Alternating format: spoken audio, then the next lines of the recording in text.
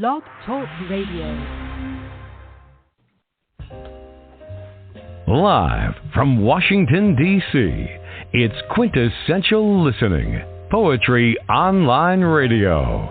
QLPOR, as it's widely known, features a bevy of poets, spoken word artists, and live poetry readings with best-selling authors. Your host is Dr. Michael Anthony Ingram. Hello, everyone. My guest tonight is noted poet and author Deelynn Leigh. Deelynn has been writing poetry her entire life. She uses her poetic gifts to help her magnify the glory of God through Jesus Christ. Her poetry has been shared on stages, both private and public, and she has been published in a variety of poetic volumes. Tonight, Deelynn will read from her book, Lift Up, Inspirational Poems and Devotions, and her newest book, Reverence. Deelynn, welcome to the program. Hello, Dr. Ingram. How are you? Oh, it's good to hear your voice. I'm well. Welcome back. Wonderful. Yes, I'm excited to be here. Yes, fantastic. Well, let's begin this poetic journey. Okay. You've written a new book. The title of which Praise is God. Reverence. Yes. Yes. Tell me what inspired it. Yes. Okay. So the new book is called Reverence. One word, very powerful word in itself. And the inspiration behind reverence is literally, and I know you and we've talked before. Yes. My faith in God, my faith through Jesus Christ drives a lot of my poetic work. And so for me, it is a ministry platform. And so this book is geared towards reverencing God. And it's not just reverencing God. A lot of times we do it in the happy times and the good times. You know, we're praising God, for all that he's doing, how he's keeping us and providing. But this book also touches on some of those times that are not so good. Some of those times where we are going through valleys, we are going through trials, we're going through those tribulations. But even in the midst of that, whether good or bad, as we would say it, we still reverence God for who he is. And right. So many of the pieces, this book is actually only poetry compared to my first book, Lift Up, that actually dealt with poems and devotions. This one is actually solely poetry. And all of the works in the book, like I said, it goes towards literally reverencing God in every season and any season that someone may be going through. So that's the inspiration behind it, and that's how it came to be. All right, very nice. I would like to ask you just a little bit before we move further about the word reverence. Talk about that word just a little bit more. Reverence. What does it mean? Yes. So how I see reverence, how I defined it, how I guess in a way I interpret it is, I guess the dictionary definition as we know it to be giving deep respect for someone or something, right? All right. And so for me, reverencing God is literally giving him the ultimate respect. And I know, as I mentioned, every day is not always sunshine. Every day is not always good. But at the end of the day, with my faith in God, he is who he is.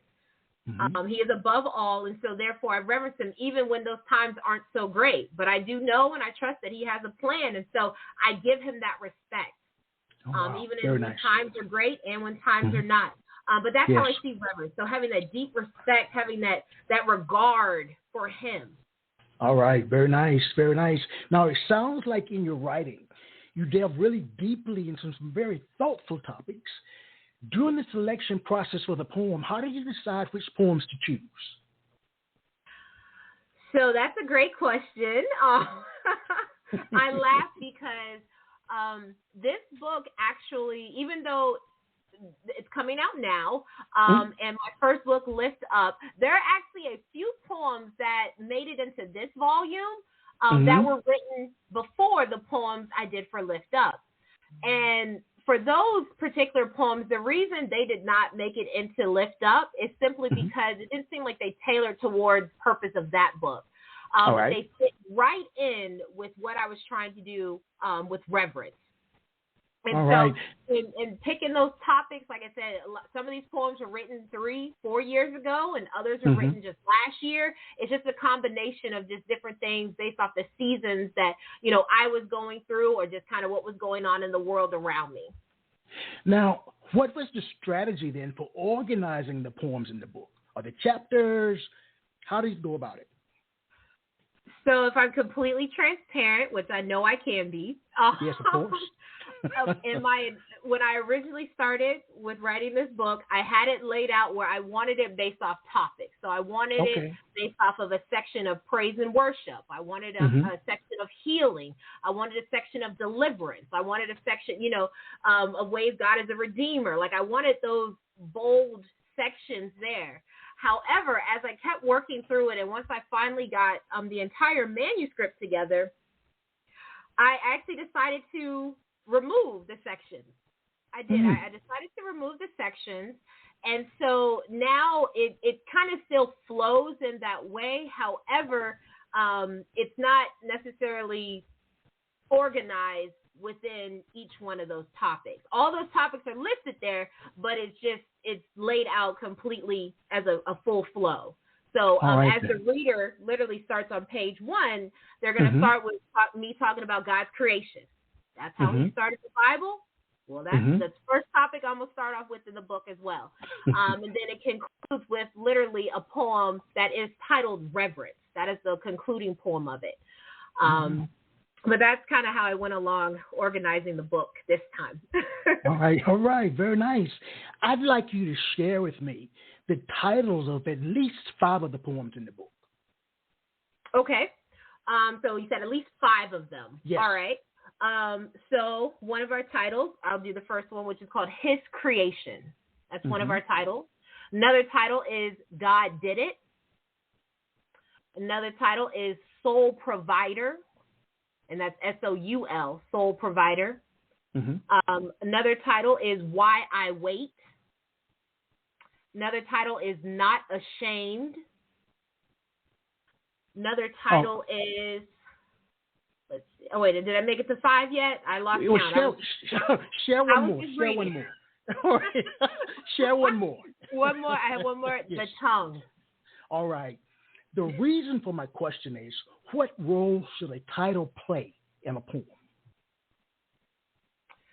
So, in my personal opinion, I believe a title basically tells the reader what they can expect. All right. Right. For me, as a writer, I actually do not title my pieces until I finish the piece. Okay. I don't start with the title. I literally write the content of the poem, and then I say, okay, this is the title. And then I put the title to it. For me, and just kind of the way I have developed as a writer recently here, a lot of my titles are going to be lines within my poem. So you're going to see them, right? So that poem I mentioned about God Did It, you're going to literally see those 3 words as a line within that poem. All right. So, well, I was going to say real quickly that there are different schools of thought, whether you should title poems or not title poems. Poems should be untitled, rather. How do you feel about that? Any thoughts? So my initial thought, I think it comes down to the writer, the poet, the author. All right, then. I think it's up to them. I love to title them because, like I said, I want to let you know this is what this poem is going to be about. So get ready. Okay. Okay. All right. But I did cut you off, though. I'm so sorry. You were saying. Do you remember? No, you're fine. All right. I can't remember what I was going to say on that, but it's okay. Well, it was profound, whatever it was. All right. Now, are you hoping this book resonates with a broad range of readers, or are you targeting a specific audience? So for this book, and I'll compare it to the first book I wrote, Lift Up. Lift Up was definitely for a broad range. It was for anyone, whether they had a relationship, or their faith, they had a relationship with God, or they didn't, they were just starting off with one. That's what that book was towards. This one, Reverence, this is actually targeted more so for those who know of God, believe in God, And they could be, newer in their faith, but they definitely have a faith in him, as well as those who have had their faith in him for a long period of time. And the reason for that is because the whole basis behind it is reverencing the Lord. And so I do believe in order to reverence or give that deep respect, you do have to already believe. I definitely think that is key, because for me to ask someone to reverence God, but they don't believe in God or they don't know him yet, it's very hard for me to ask that of someone. All right. Now, what advice would you give a reader prior to reading the book? One piece of advice I would give, I would actually tell them, look at the index and look through the titles. And I would actually tell them they don't have to read it in order. Okay. And the reason I say that, and that was another reason why I took away the section. I want them to read it based off of what they're in need of in that moment, in that season, right? So if they are in a moment where they are, on top of that mountain, they are excited, things are going well, things are coming all together, okay, read those poems where we are reverencing God just in his awesomeness, just in his greatness, right? But if we have someone who's in a season where, they just went through a tragedy, they just had a traumatic experience. Well, maybe you should, look at some of those poems that are a little bit more of encouraging, that seeing, God in a different light or in a different way in regards to him being a healer or a deliverer. So my advice would be, you don't have to read this book in order. I understand the page numbers are there. You're going to see page 1 and so forth. But you know what? Go to the contents page. Go ahead and look and see, which poem sticks out to you, and start there. I hope you read all of them. But Very it nice. may just be that at this time, you don't need to read all of them. Okay. Tell me about the process for creating the cover of the book. So I actually I was blessed to work with my publisher who helped me with Lift Up, Taylor Publishing Group. They helped me literally with the publication of my first one. And then with this one, they were actually helped me with being the editor for this book, Reverence. And a part of their team as well, I work with a designer that's with them. And this designer, I love the work that they did, because I was telling them, all right, I was like, this is about giving respect to God, okay? I was like, I want, some type of worship, and I know the cover is on the website so everyone can see where, we have the clouds and then we have the hands raised up, and that to me, that is a sign, a symbol of reverencing God. Right? All right. And so I wanted that incorporated. The colors, I'm all about colors. Colors have meaning. And so I have the purples, the shades of purple. I wanted that. Purple is royalty. We take that into a sense, a practical sense. You give respect to royalty. And so I wanted the purple in there. And then simply put, the title is just one bold word, reverence. Yes, it is. Very nice. Beautiful cover. Beautiful. Yes, I love it. It came to us very well. What I'd like to know, Deelynn, you've written before, you've been published, you've had many, many, many lived experiences just throughout life. What did you learn about yourself from writing Reverence, this book? What I learned was that it's okay to be transparent. All right. Transparency is needed. And when I say that from the standpoint of being a Christian, a believer, because I do think sometimes that misconception is that, Christians, believers, we don't make mistakes, or we always are presentable as perfect, and that is far from the truth. And so I think in writing this, it definitely gave me a way to just be like, hey, I have gone through seasons that were not great, but God brought me through them. In everything, I was able to see something good out of it. And so that's me sharing, and that's me hopefully encouraging others that, you know what? that the same thing can happen for you too. What can you learn through your seasons? What can you learn, the highs and the lows, all types of seasons. So I would say that that's what I learned. And also in some of these poems that I did include in here, I was a little bit more, as I would call, raw. All right. Some poems I'm a little bit more reserved, I guess you could say, but others I was just raw. I wanted to put it out there how I wanted to put it out there, and that's what I did, and it felt good, and I was glad. I was proud of myself for that as a writer, just as I continue to grow and develop. Very nice, very nice. Now, where can Reverence be purchased? Yes, so Reverence can be purchased at Amazon, Amazon.com. It is available there now. Also, Kindle version 2 is coming out as well. It'll be available on the 23rd, Monday, January 23rd. So readers can go and get it there. I'm excited about it.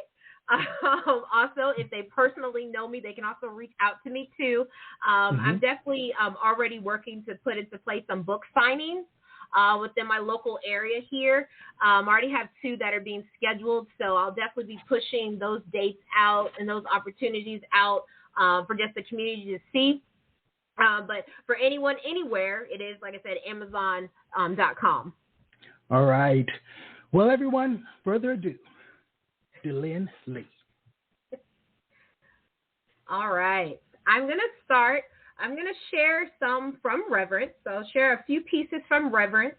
And then later on in the show, you'll hear me share a few other works that are outside of Reverence, so outside of this book. But I do want to start with Reverence since we've just been talking about it. All right. I'm going to start with this poem. Is called My Soul's Wonder. And just to give a little background to this poem before I read it for you all, this poem is literally, it's my letter back to God. It's like my love letter to him. It's my expression to him, just me being in awe of who he is and who he is in my life.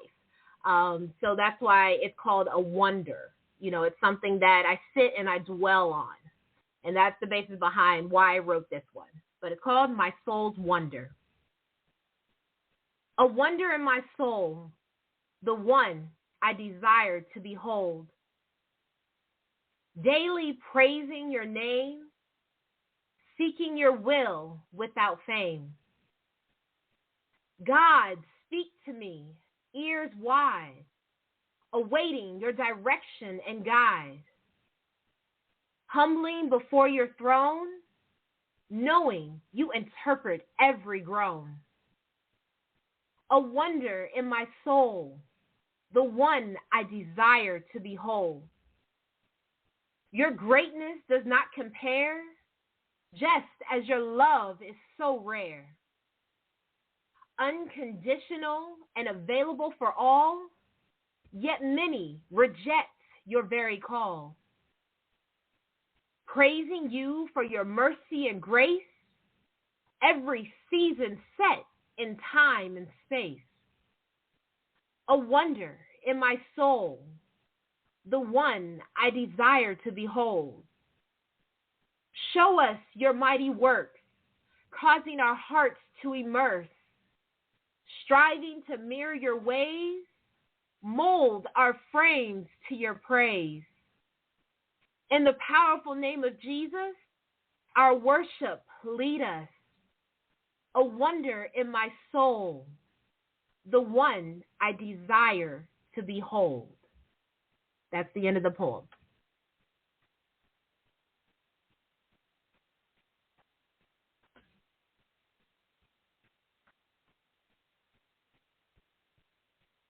All right. Can I go ahead and move to the next one? Yes. Okay. Please share all right. that, yes. All right. This one, I believe I stated the name. I mentioned this name. This is The Miracles We Need. And this poem was actually created. I was asked to write for a fundraising opportunity for a children's home. Mm-hmm. And also, for children who are in the hospital too. So it was a fundraiser for them.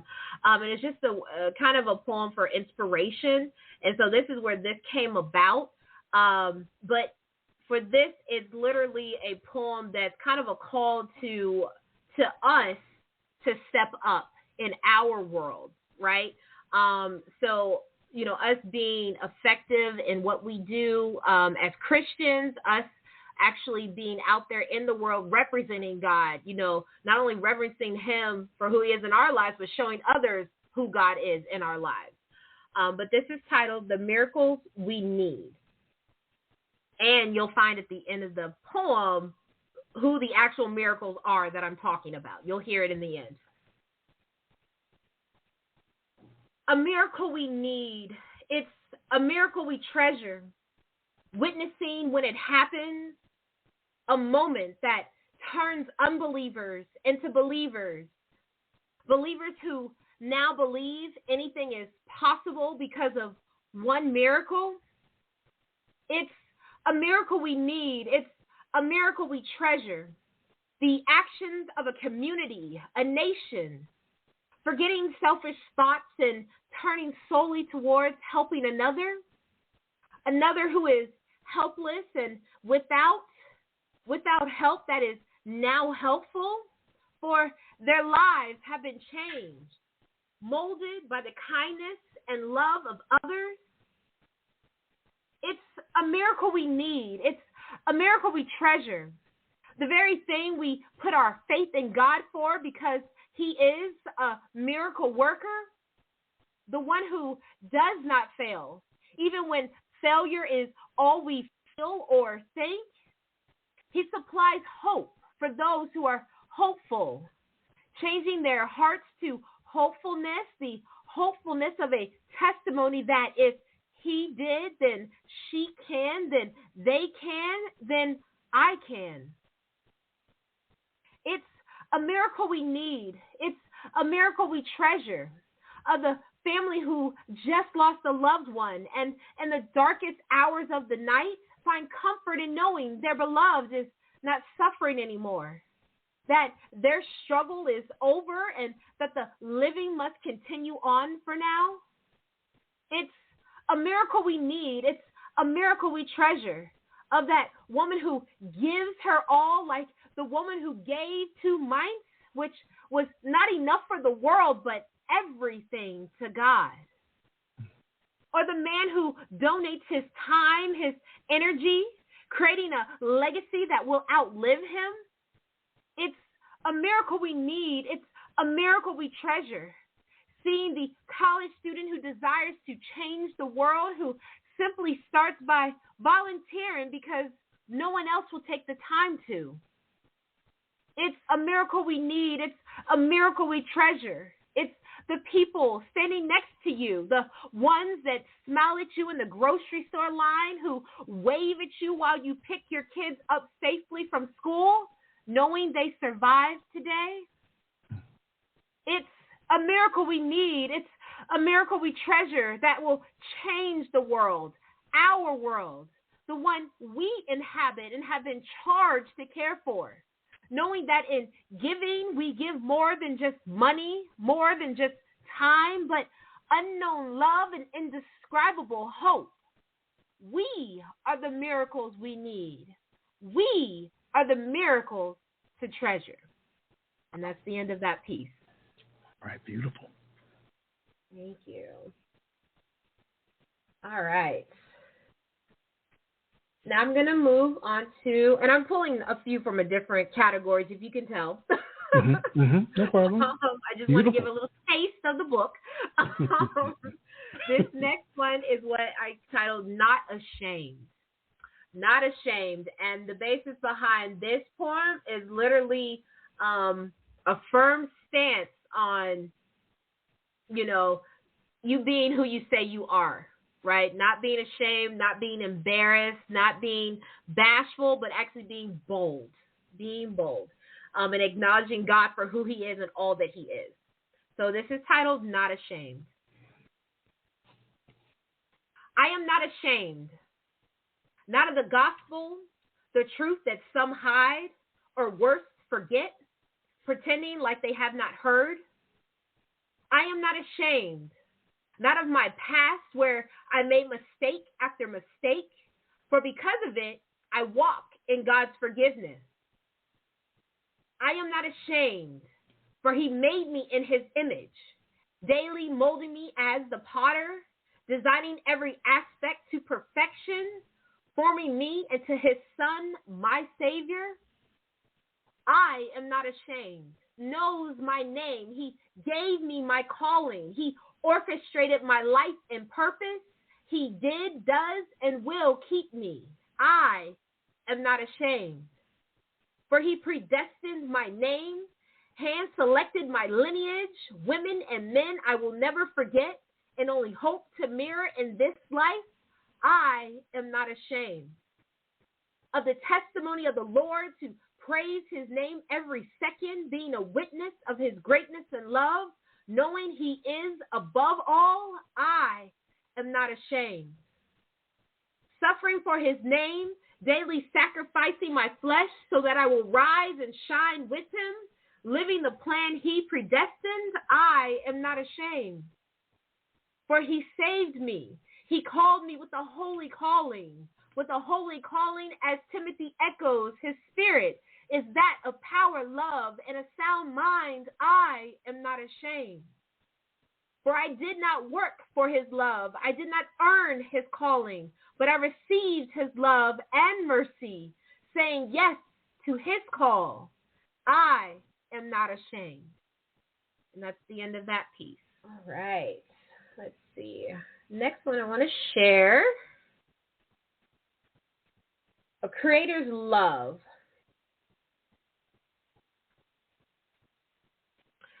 And this poem, the reason I titled it A Creator's Love is this is actually, I think I mentioned in one of those other ones, was a love letter to God. This is actually written from the perspective of a love letter from God to us. It is written to the, in the sense of, I use woman, so I use female. However, this, by all means, men can also relate to this too. God's love letter to them as well. I just use she in my poem, okay? But it can be interchangeable. A creator's love. Beautiful woman, can't you see how I took my time and created you? Not for waste or without reason, but for the very purpose of I need you. From the color and curl of your hair to the shape of your thighs up to your eyes. You are my perfect masterpiece, loving every piece of you I see. Hear me loud and know I am proud to see you strut across this earth, internally woven and built spirit strong. You shine bright as a beacon of my light. Let me love you and bestow my goodness on you. Don't take my time, my detail, my every thought of you for granted, because you see, I only have one of you. Yes, just one. No one else like you. Let the world see what I have done, daily shaping you in my master plan. This is only one phase, one staircase high. There is so much more I have planned for you. It was no accident how I orchestrated creation. Every aspect was for a reason, majestically aligned. Love me back, returning with praise. For my greatest creation is truly woman and mankind. That's why I ask, beautiful woman, can you see? My longing is for you to long for me too. Patiently waiting a look or spoken word, for you are who my eyes stay rested upon. Never forget, beautiful woman, when you see, remember I took my time and created you, not for waste or without reason, but for the very purpose of I need you. And that's the end of that piece. All right. And then do I have another one? I'm losing track of my count. Yes. One more here. In this set. One more in this set. One more in this set. Okay. Yes. All right. Let's see. Okay. Here we go. All right. This is called God Did It. And this is, I love the way this is written in text. Some of my pieces, I love doing them as a spoken word piece. Others, I love to just read them. And this is one of those because when you look at the grammar behind it, it really speaks volumes to it. But it's a simple poem. And it's supposed to be because just like the title, it's straightforward. Simply put, God did it. That's it. No arguments, no more to express or explain. It's just simply that. So this poem is titled, God Did It. God did it. It's that simple. Some say I don't understand. That's okay. I give him the glory. Some say I don't agree. That's okay. I give him the glory. Some say you are doing all the work. That's okay. But without God, I couldn't do anything. Some say you can't give God all the praise. Yes, I can, and I do. God did it. It's that simple. And that's the end of that piece. Oh, wow. Very nice. I told you it was straightforward. Yes. God did it. Yes. Well, fantastic. Let me ask you a question. Based on what you've seen in the world, in terms of poetry and other settings, is a poem letting your guard down or building a wall? Wait, make sure I understand the question. You said in everything that I've seen, what's going on in the world, you said a poem, you said, is it letting your guard? Mm-hmm. Yes, it's writing a poem. Letting your guard down or building a wall? Okay. I think I would say letting your guard down. Okay. But I think it also depends on what you write, what you decide to write. All right. For example, the poem I read, The Miracles We Need, yes. That was me letting, my guard down. I made the reference about, the children, you picking your kids up from school and the fact that they're safe. That directly deals with the number of school shootings that have taken place across, definitely America, probably across the world as well. So the danger of our children. But I would say letting your guard down. And I hope it would be something that we would do because poets, authors, we need to speak out. We need to write for what is going on right now because let's say in 20, 30 some years from now, the generation that is growing up, they're going to be reading about what we're expressing, what we're talking about. And so I hope we have our guards down and we're able to be transparent. That way they truly know what it is like. You've been with me now. This is your third time on this particular podcast. So you know what kind of questions I ask. Yes, I do. Good questions. They seem to come out of nowhere. Whatever I'm compelled to say, I say.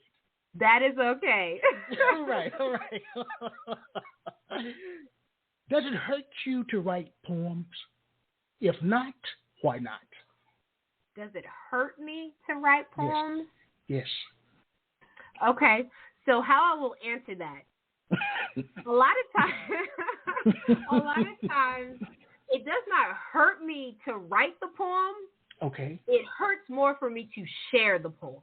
Oh, really? Talk to me. Talk to me. Yep, I'm gonna talk to you. So what I mean by that, and this is honesty. What I mean by that, writing it is actually relief for me. Writing it is a way to, get out the emotions, the thoughts, the feelings, to write it all out.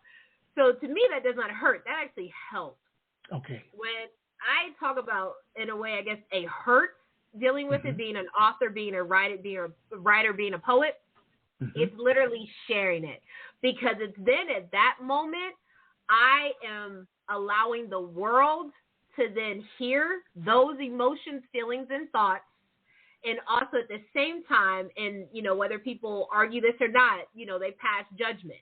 We all have biases. It happens.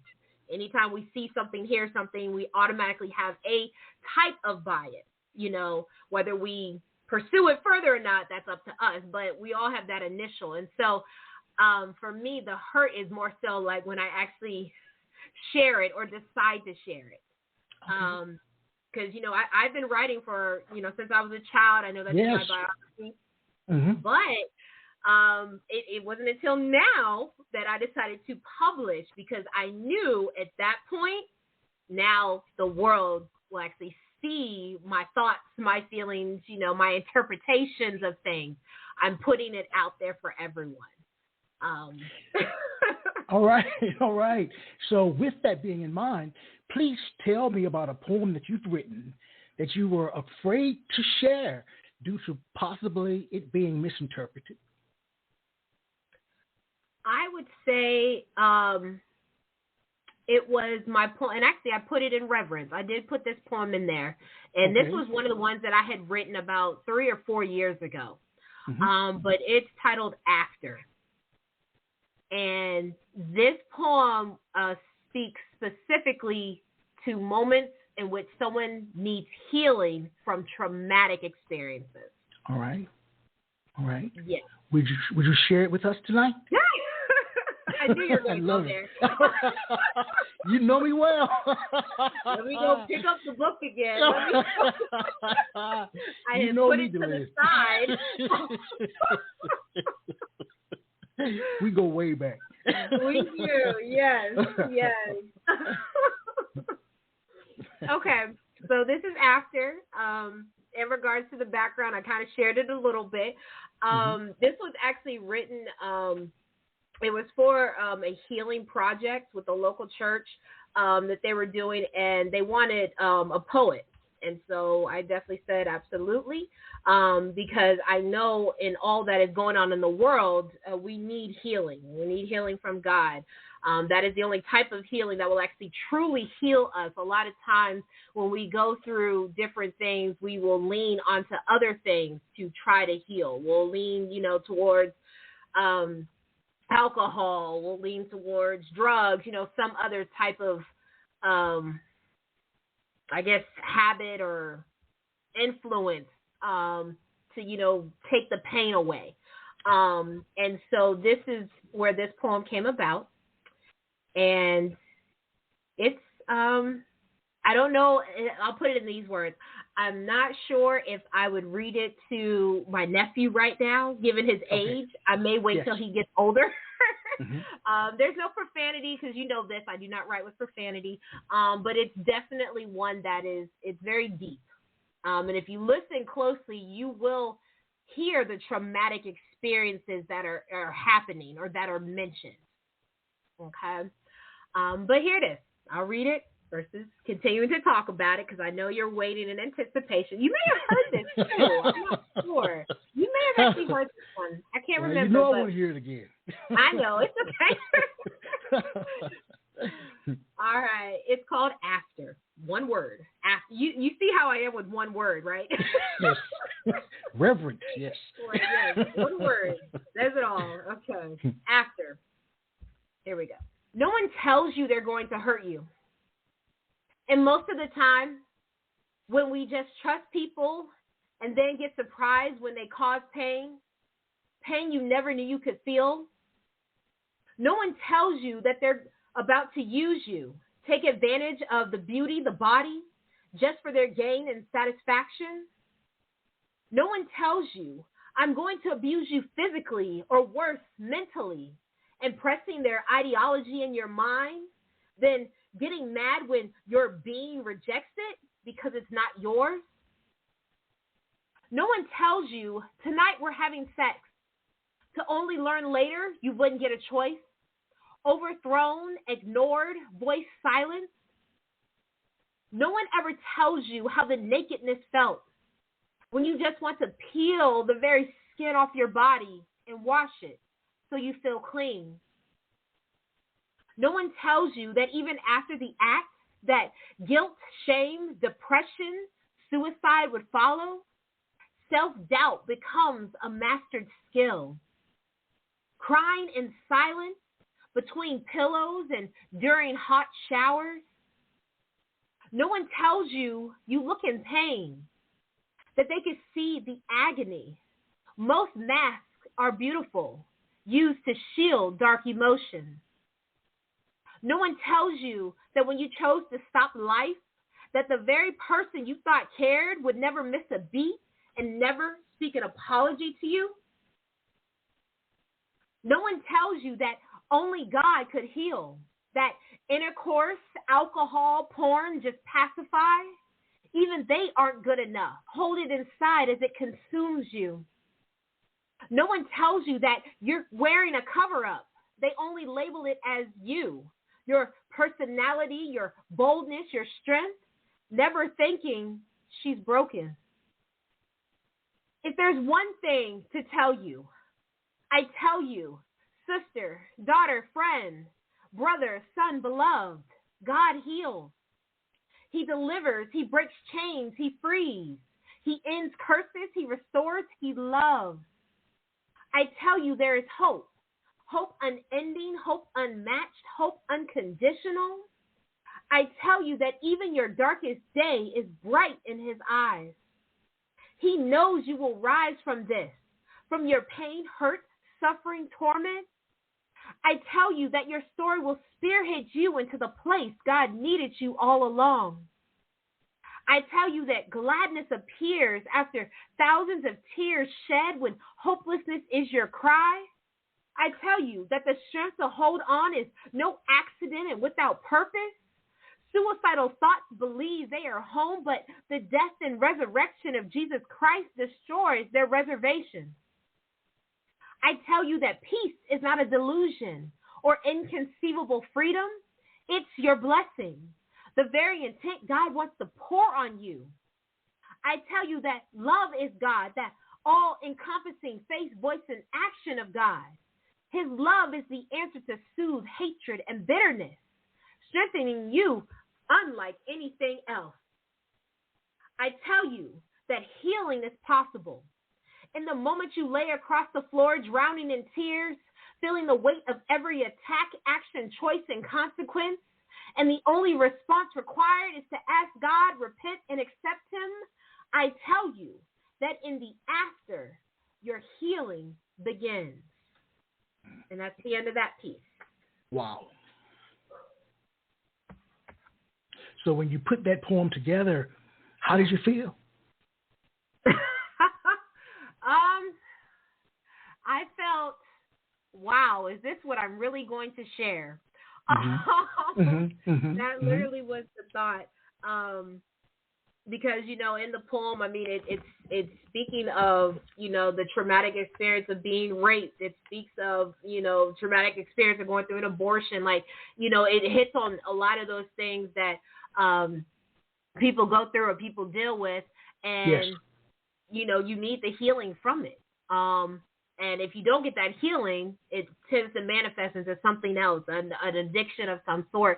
And so I definitely had the feeling like, okay, I don't know if this is too much. I don't know if this is something I should share with others. But what I do love about that poem, and I'm glad, you know, God worked through me for this poem, the ending of it to where it ends with hope.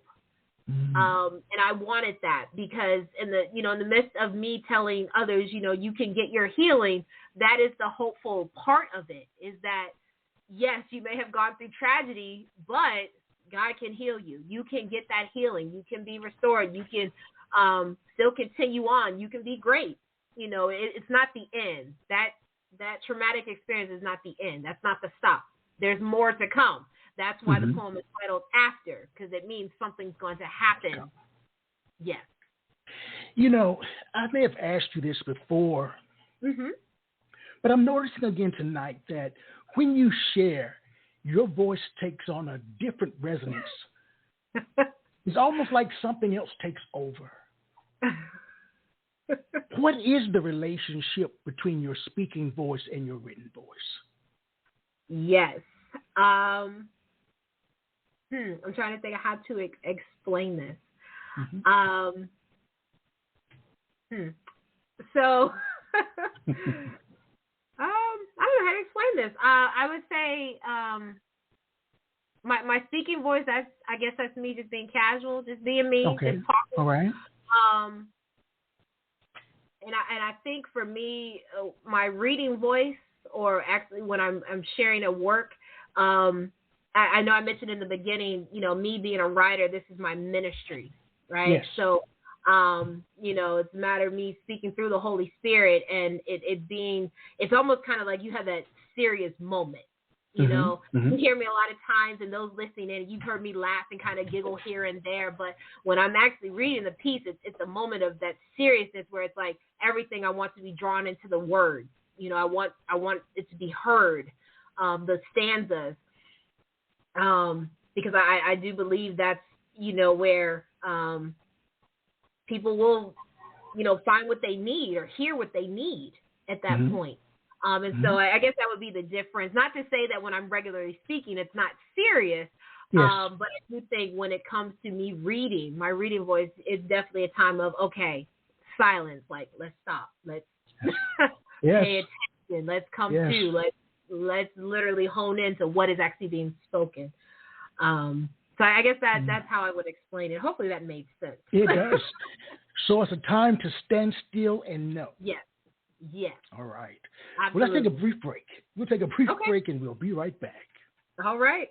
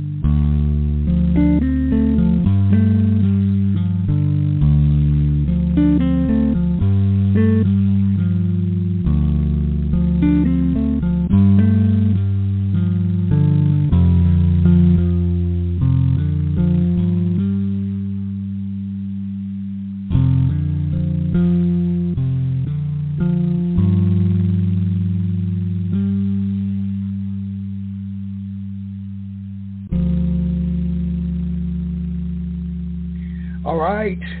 I am Michael Anthony Ingram. I'm here with Deelynn Leigh. And Deelynn, you with me? Deelynn? Deelynn. I think Deelynn passed out. I don't know.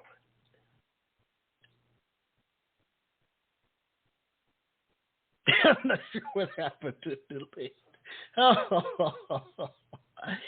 But we do have a caller. Let's bring this person on, and they can talk with us until Deelynn arrives. Deelynn. Yes, are you here? Do you hear me now? I do now. There we go. I was going to say, when you went to break, it said muted, and so I was like, okay. When you were talking, and I was responding. All right, I am still here. I accused you of fainting. You did, but I am still here.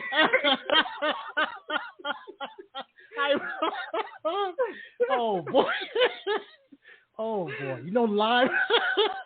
Live radio. Yes. No, yes. It's the best though. It's the best. It is the best. It is they know that it is not edited, it's not filtered. No, it's not. But there is a caller. Okay.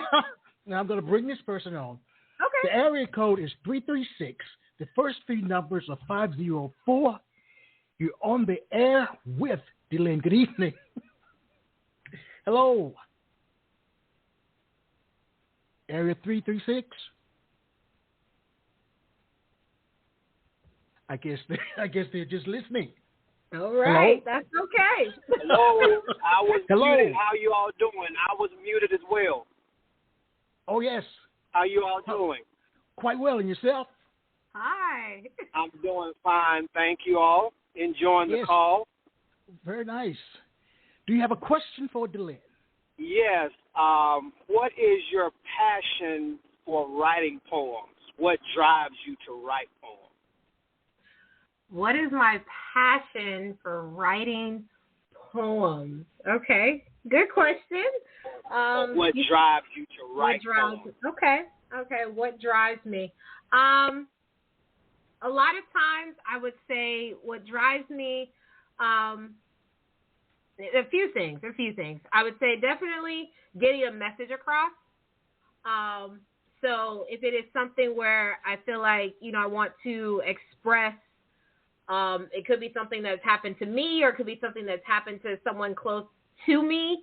Like, for example, I am African American. And so when, things were going on a few years ago, dealing with racism, across America, I pushed out a lot of poems that were centered on that. And it was just a way for me to express myself during that time. There's other times, too, me being a Christian writer. I push out a lot where I want to encourage other Christians, my other brothers and sisters in Christ.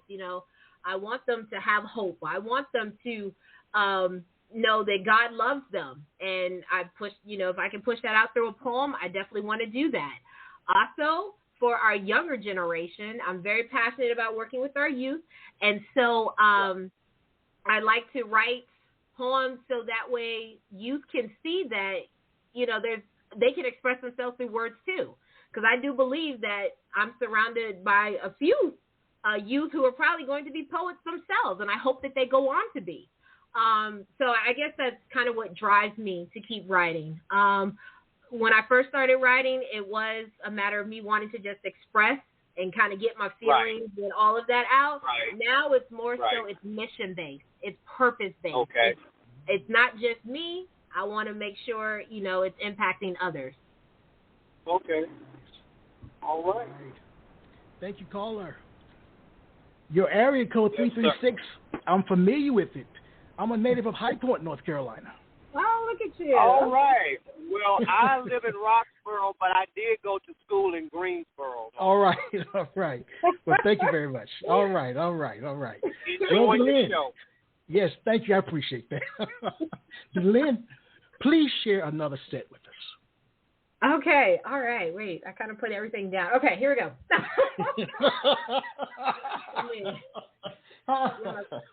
Get myself back together. All right, here we go. Deelynn, you were on the air, remember? I know. You're not supposed to set everything down. I think I was just staying in, the mode of the question. Yes. So, but I do know people want to hear poems, so I understand. Yes, they do. So let's see. I think this next set, I was trying to organize it so that way it's not all over the place. I'm going to share these two pieces. They're kind of connected. These pieces were actually written for an artist, actually a music artist. Her name is Nessa Sharif, and they're actually on her album Transparency. And she's actually speaking in North Carolina. She's out of Greensboro, North Carolina. There we go. Very nice. Yes. And so these two poems are actually on her album. So they are not in any of my books. They're actually on the album, so you hear them vocally. So you hear them, audio. You hear them by audio. But the first one is called In the Valley. The second one is called Mountaintop. And the background of these poems, In the Valley, this deals with, and it goes back to kind of what I was saying, with reverence, wanting to reverence God in all seasons. In the Valley deals with understanding the purpose of being in a season that is low. And even though it may be a low season, and a lot of times we don't like to be there, it's in those times that I truly believe that we grow and we develop, and it prepares us for when we go into the next season, when we are then on the mountaintop. And then that's where that other poem, which is kind of like the second one that's on her album I put, that's where we talk about being on the mountaintop. So that's how they connect. So It's the first place being in the valley, and then the next place is actually being on the mountaintop. So I'll read in the valley first, and then I'll pause, and then I'll go to mountaintop for these first two, okay? All right. All right. It's in the valley we dread and fear, misunderstanding the lowly field, looking out into the distance, desiring to reach the mountain we cannot see.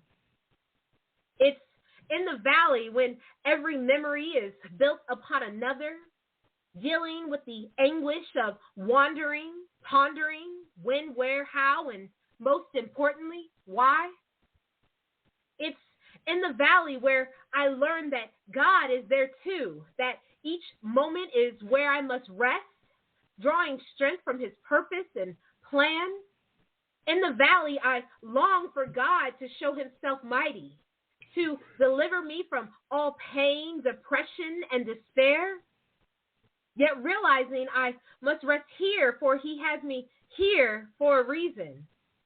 Now, I know it's in the valley that I feel God, when every care and weight dissipates and I'm embraced in his arms. Any worry is destroyed.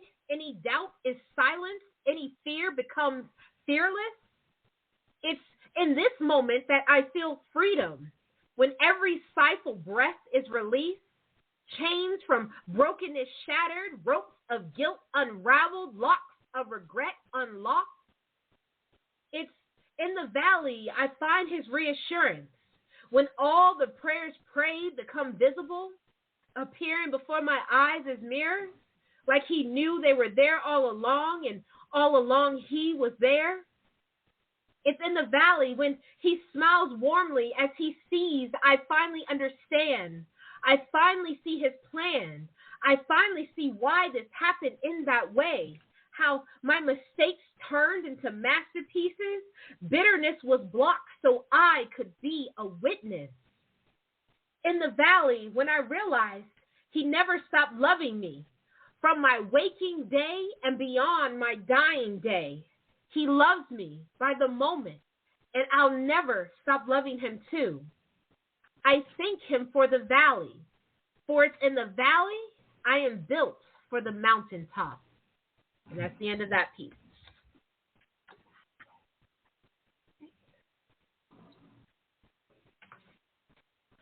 So now I will go into, like I said, the connecting piece to this, and it's titled Mountaintop.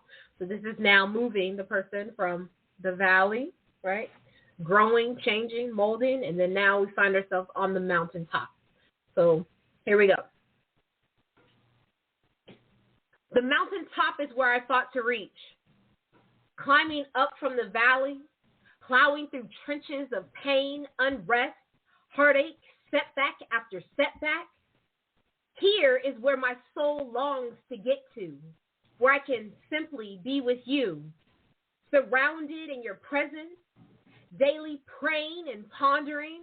Lord, am I on your path? Is this right? Is it my time? Are you coming center stage through my life? The mountaintop is where I let go. Every weight, chain, and brace is shaken off as his strength lifts me higher. The mountaintop is where he called me, knowing it's the place he prepared for me. The mountaintop is where I meet with him, devoting my attention, my breath, my all. The mountaintop is where I see his glorious splendor, a view he sees forever and only some achieve. The mountaintop is where freedom dwells, when all is forgiven and elevation begins. I didn't expect it to look like this, but I praise you for what my eyes behold. You are truth, for this is exceedingly above what I ask, is the place you prepared me for. The top where limitless views cascade far and wide. I'm here, Lord, ready for your move. And that's the end of that piece. So those two, as you can hear, kind of go together. They connect. Let's see. I think I don't want to cause a Well, I guess in a way it's a slight shift. I'm going to go and read what I have 3 more pieces. Is that right? Am I okay on time? Yeah, you're perfect. You're right on time. Okay, perfect. All right. Just want to make sure. I'm trying to be mindful. All right. We're good. We're good. Okay. I do want to read this one. Black History is what it's titled. And the reason I do want to share this one. I know we just came through. Well, this week we acknowledged Martin Luther King Jr. Day. On Monday we did, and then also too February is coming up, and it's Black History Month. But with this poem, I loved how it came out. And I know it's kind of weird for me to say that because I'm the writer, but I loved how it took the direction of not only highlighting, things that have happened in history or significant people we learn about through history, but more so the reason I want readers to read this and listen and those to hear it is because it really touches on those who are of African American descent that you don't know their names. We'll never know their names, right? But they were still a part of history, and they were part of their own individual family's history. And that's kind of where this comes from. That's where this poem is taken from. Because if it's a matter of me and my name, may never go down in history. But if I can make an impact within my family, with my, younger generation, my cousins and all of them coming up, then you know what? I've made my mark. And so this is titled Black History. Black history, your history. Black history, my history. The reflection of my family, my ancestors, those in Virginia to those across the sea. How far back I traced to find the truth. School didn't help. They didn't understand because they didn't relate. Showing me pictures of black-skinned men and women who they approved, those that seemed to be the most impactful, but in truth were simply depictions of the ones who they considered as enough. Don't misunderstand me. Martin was great. Rosa Parks was a phenomenal woman. Malcolm X, radically impactful.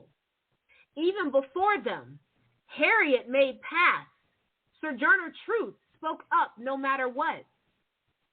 But what about the thousands who fought daily for their families through slavery, bearing the marks, bruises, and cuts of whips and chains?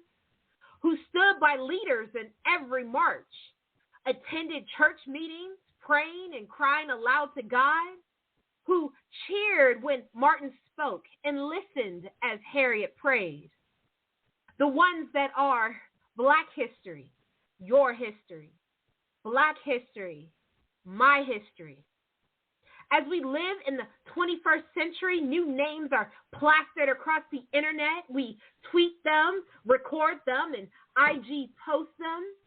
Murals depict their faces, memories of tomorrow's history, names that will be written in textbooks of our children's children. But what about the thousands who marched in the streets, not rioting, but chanting a rallying cry? Who posted blackout pics online and hashtag Black Lives Matter? Who wear their African dress Sundays at church, praising God for the generations he has kept? Oh, and never forgetting that Black is beautiful. I'm speaking about the ones that are Black history, your history. Black history, my history. We may not start a movement, but we can be a part of it.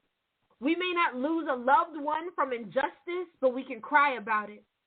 We may not have our names written in history, but we can tell our children who will carry on our names and legacies. We may not have our faces and names painted on city walls or across T-shirts, but have no shame, wear theirs with pride. We are all still a part of history, whether minute or known across the world. Don't stop telling your story. Don't stop standing up or sitting down. Don't stop praying. Keep trusting God. Tell your family what you experienced, what you chanted, what you waved across the sky. Create your own record, for we're all writers. From the day we were born, Black history started for this. It's Black history, your history, Black history, my history, Black history, our history. And that's the end of that piece.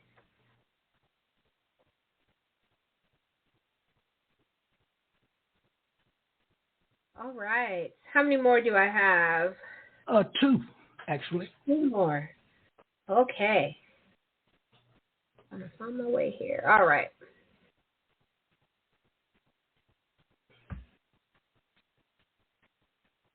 Okay. These last 2 poems I'm going to read. They're older poems that I've written, and these are more so just,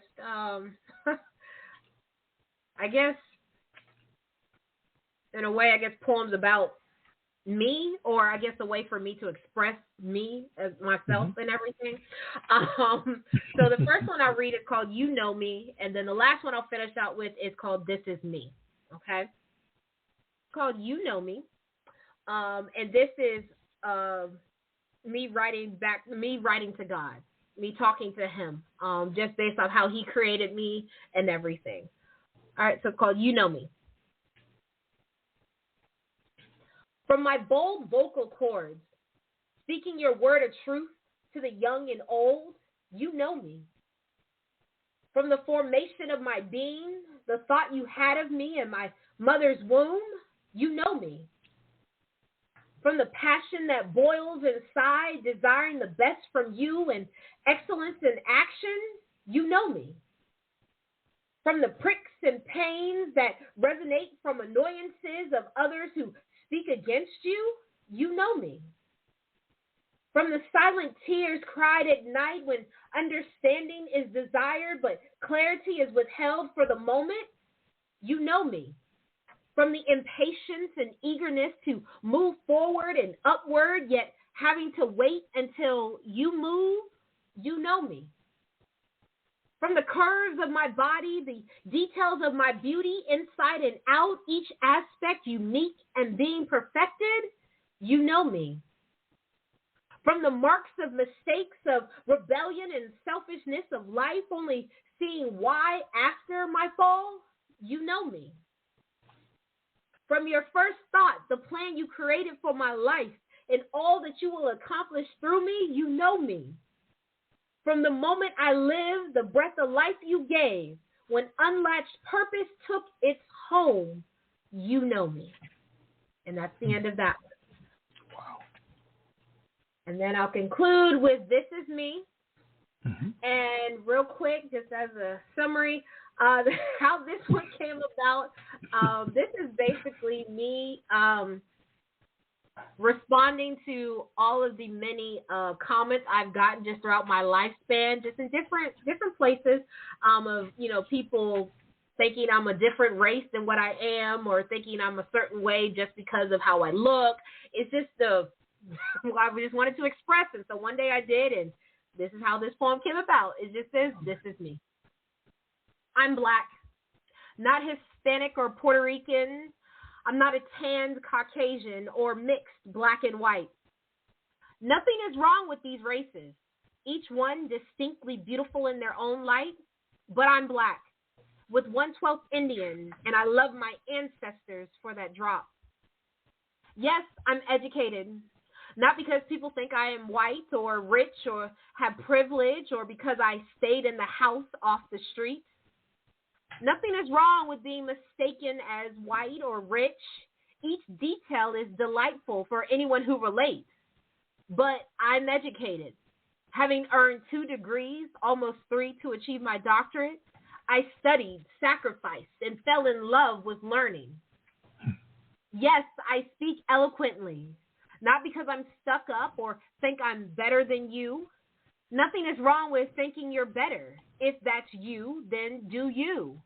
But I speak eloquently, thankful to be chosen by God for his purpose, So I speak with confidence in him. Yes, I'm talented. Not because I played sports or dropped bars. Nothing is wrong with professional athletes. I've cheered for some of the greats, especially those we call the GOAT. But I am talented because I am gifted by God to write beyond blank pages, touching hearts and guiding souls to Christ. Soul food.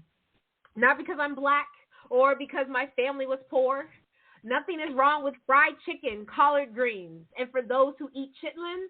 But I eat soul food because I love starches and butter, the very heart of this exquisite cuisine. Yes, I have a new hairstyle every time you see me.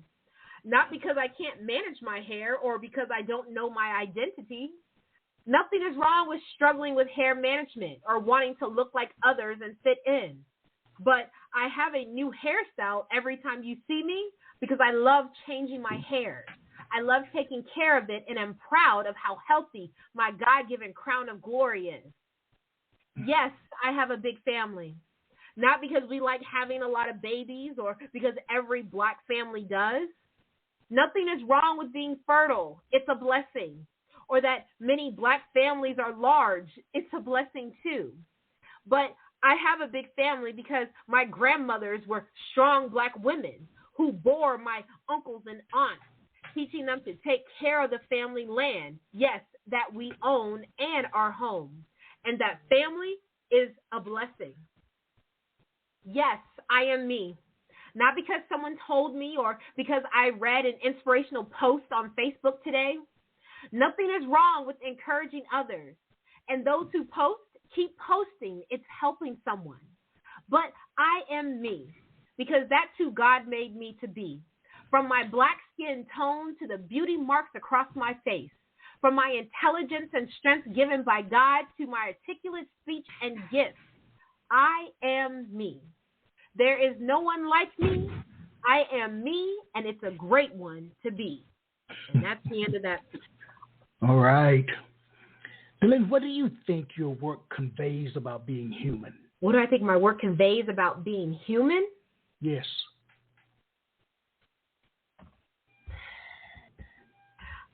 I would say that we relate. We can relate. Let me say can. We can relate.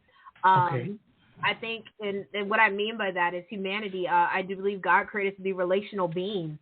So I definitely think with me sharing my work, sharing my poetry, it can connect to someone else. It could be that word that someone needs to, make it to the next day. It could be that word that's for that young youth, who wants to express themselves, who, love their poetry class in English, but, are embarrassed or, feel like they shouldn't pursue it. But then they see me reading my poetry or hearing my poetry and it encourages them to do something. So I would say definitely that, we're relational. All right. How has your work evolved or changed as you've aged as a poet? Like you say, you've been writing since you were a little kid. So how has it evolved or changed? I would definitely say I'm more bold now. Before, as I was growing up, I was a little bit more skeptical in writing about certain topics. And not really necessarily only writing, but sharing it. Now I feel like, you know what? It's okay. I'm going to share it. Some people will like it. Some people will love it. Some people will hate it. Some people will speak against it. That's okay. I have a voice just like someone else has a voice too. All right. That is what I would say would be the biggest thing that has changed throughout my journey as a writer. Well, we've almost reached the end of our poetic journey together. But I would like you to, if you don't mind, to favor us with one or two final pieces. Take us home. Let's see. Okay. I think I was going to try to favor us with the last of This Is Me and my uncle. Oh, we've already been favored? Yes. Well, find one more. Let me favor us again. No goodness. Okay. That is so funny.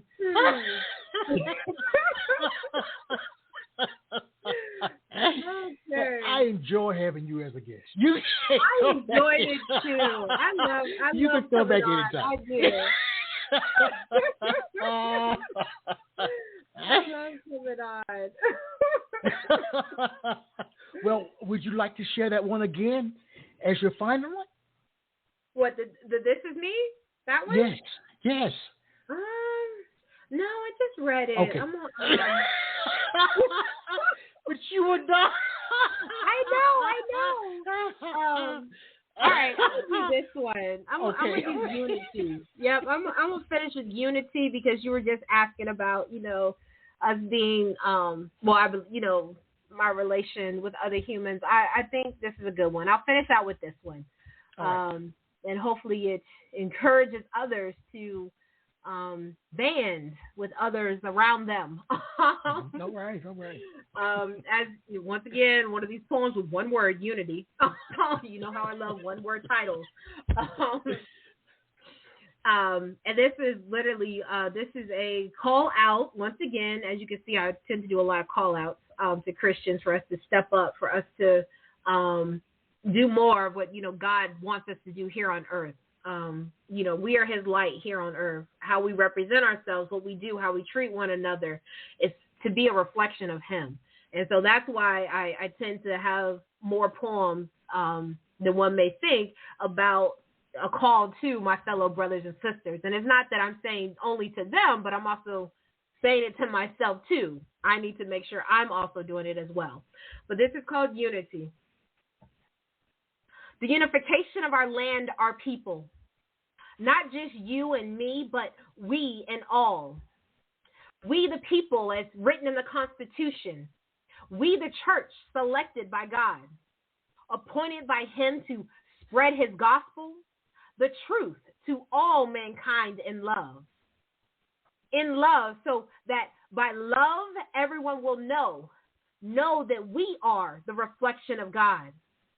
Each one of us called for his glory, destined to fulfill our purpose, operating as one body, many members, alike and different. One Lord, many forms of worship. One baptism, many methods of praise. One faith in which we declare our God. Responsibility, our destiny to mirror God. Acknowledging the greatest example through the Trinity. Rise up, brothers.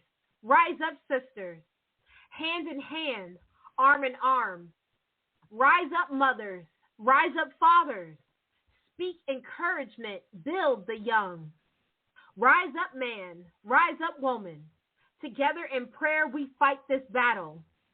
Stand firm, believing together we are stronger. Alone, we are weak. Gathered together, multicolored and joined, we must show the world united we stand.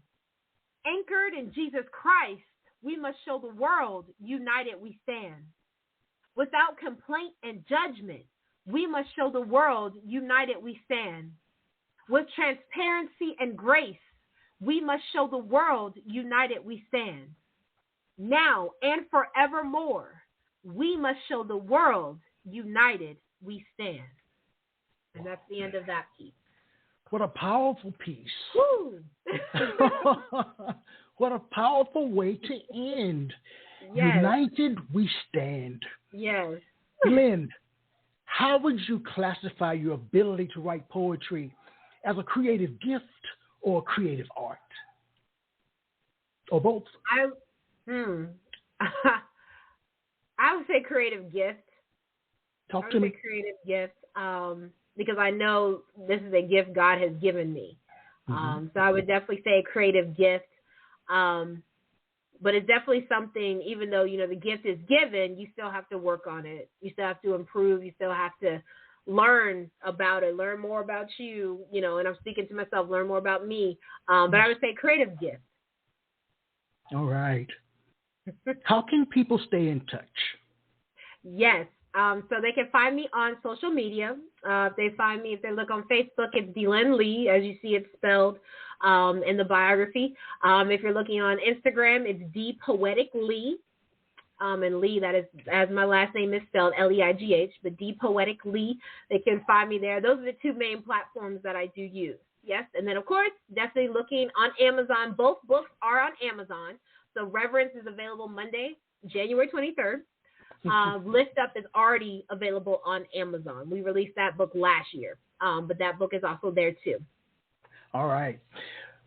Where do you go from here? What's next for you creatively, my friend? Honestly, I do not know. I was thinking about that the other day. I said, I don't know if I want to, obviously I'm going to keep writing poems, of course. I've actually been doing more publications, like articles and poems for magazines. That's kind of where I've shifted a little bit. So I've been doing that more often now. But I'm not sure about a third book. We'll see. I've kind of been thinking, honestly, about children's books. I may go in that venture, but I'm not sure yet. So we'll just have to wait and see. Right. Here's something. If you had to give a message to the voiceless in terms of writing poetry, what would you tell them? Give a message those who feel like they're voiceless. Okay. For those who feel like you're voiceless, my first message would be to speak. And what I mean by that is as soon as you speak, you're no longer voiceless. So to my ones who are kind of shy and the ones who feel like their poetry or their works are not good, because I've been there. I have definitely been there. Or who feel like, oh, that person is better than me. You went to a spoken word one day, or you listened online to, a poetry reading. You're like, I don't sound like that, or my poems, my stanzas don't flow like that. You still need to speak. You still need to go ahead and share. Because I do believe that if you are writing, you have something to say. And like I said, it may not be that everyone agrees with you or everybody likes your work, but guess what? I do believe that there will be some that will like it, and there will be some that you will actually be used to encourage them. I know I read it, and I cannot remember, I don't know who to give credit to, but it wasn't something I made up. It was definitely something I read. But, we go into the grocery store aisles. We go to grocery stores all the time. We go down the cereal aisle. We look around, and you have numerous types of cereal, numerous brands to choose from, right? Doesn't matter what grocery store you go to. At the end of the day, they all have their own brand. They all have their own message. They all have their own taste of food. It applies to everything else too, especially to writers. We all will not write the same. We're not meant to. We all do not sound the same. We're not meant to. But I do believe that if you feel voiceless, my biggest advice to you is to speak, because then you're no longer voiceless. Wow. I really like your most motivated scriptures. One of your most motivated scriptures, Jeremiah chapter 29, verse 11.